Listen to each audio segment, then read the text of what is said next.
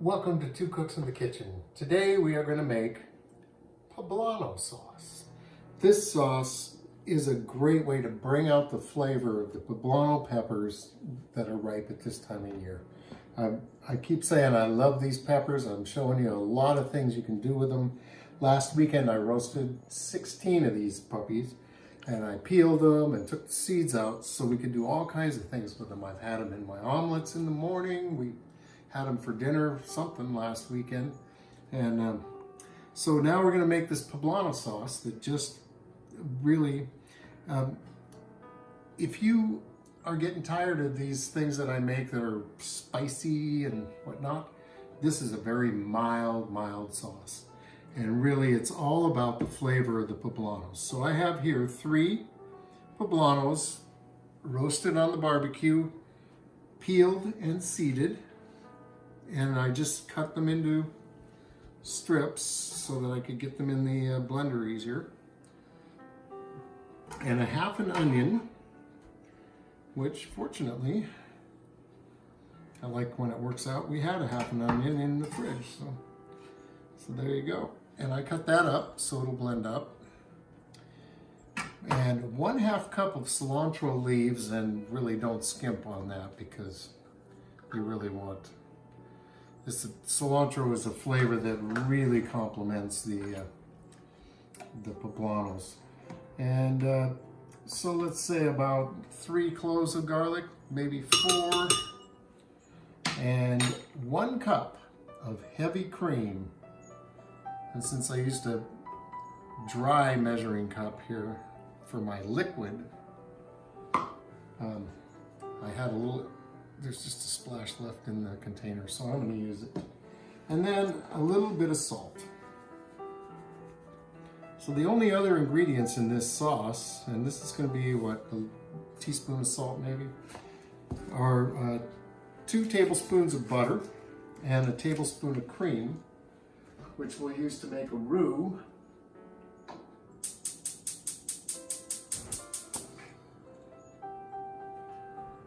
When we're done with the blender. Did someone, namely me, forget to take the top off of the blender? I believe so. Which, if you want to find a way to have fun with your blender, just run it without the top on. Where is it? Simon, where is the lid?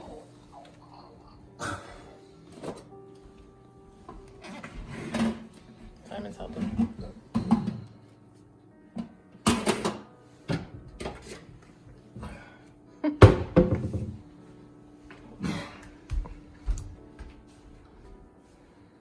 Alrighty, so we are just going to throw this in our blender and make it into a very nice smooth sauce. You know, this is a sauce that could also double as a soup.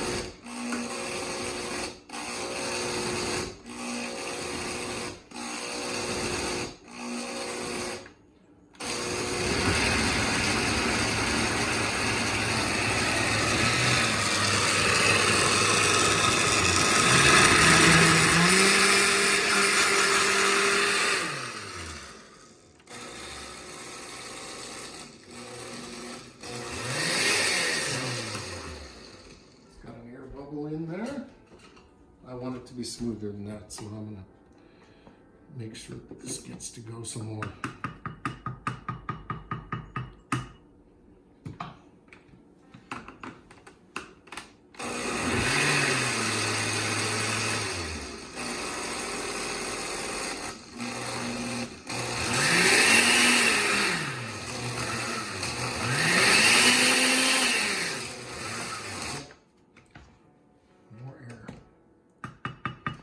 An air bubble down by the blades, they just spin and nothing gets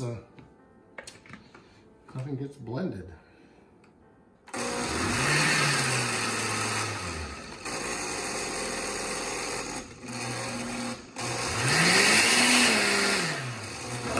There's the color.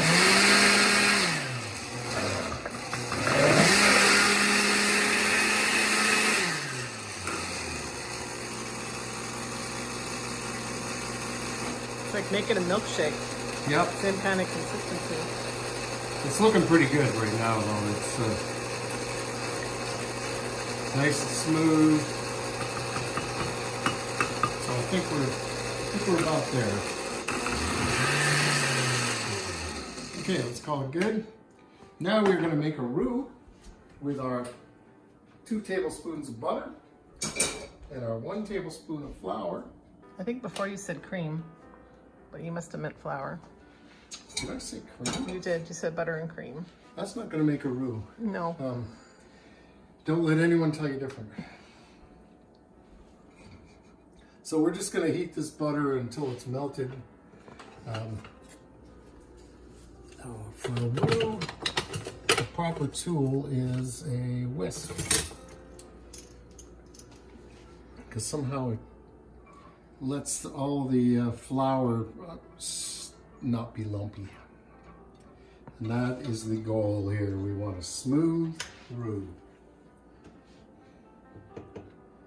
So 2 tablespoons of butter, 1 tablespoon of flour, and I'm gonna even spread it out when I put it in, so I'm doing my best not to get lumps in my roux.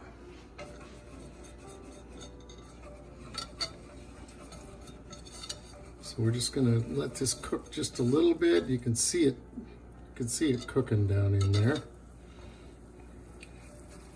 And this will help to thicken our cream sauce.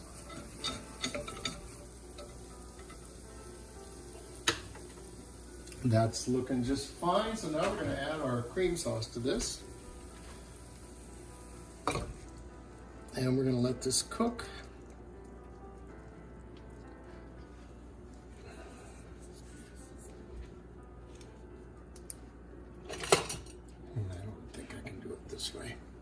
I'll do it backwards. There you go. Here, I'll go over here. Whee! Whoops, that looks bad. Okay, so it's already kind of thick, so we're not really going to have to thicken it too much by cooking, but we do want this all to cook and all the flavors to marry in here, so we'll be giving this a while, and this is going to be on a very low simmer. You don't want to do anything to cause any of this to burn or darken. Look at that nice green color we got going. And this is a beautiful sauce here. Now this sauce will be great on your enchiladas, chili rellenos. We've used it on chicken. I don't know what else we've used it on, but I've been making this for years and we always use it up. So I think I've even put little scumps of it on your omelet in the morning. yeah, that works for all of these sauces. Mm-hmm. All right, so that's that. This is a really simple sauce to make. It is beautifully delicious. You could thin it a little bit. The other thing we're going to add to this, I forgot about, is a 1/4 cup of chicken broth. And at this point, you could use vegetable broth if you'd like to keep this completely vegetarian. But I'm going to get that 1/4 cup of chicken broth in there, and then we're going to let this cook for a while, and we'll come back and see what we got when it's done. All right, so this has been cooking for about 15 minutes, and you can see it's a nice consistency. I don't know that I want this. I don't need to cook it down to get any thicker. It tastes like a nice fresh chili. So the last ingredient we're going to put in here is Manchego cheese. I like to pronounce it Manchego so that when I'm grating it, I can sing, "Whoa, Manchego Bay." And that may not be necessary, but I think it helps. It puts love in the food. And so here we go. We're going to add that and get it melted in here, and then our poblano sauce is done. Look at this. It's a beautiful thing. Still has a vibrant green to it. The more you cook it, the duller that green will get. And it's just going to have to cool slightly before I can taste it.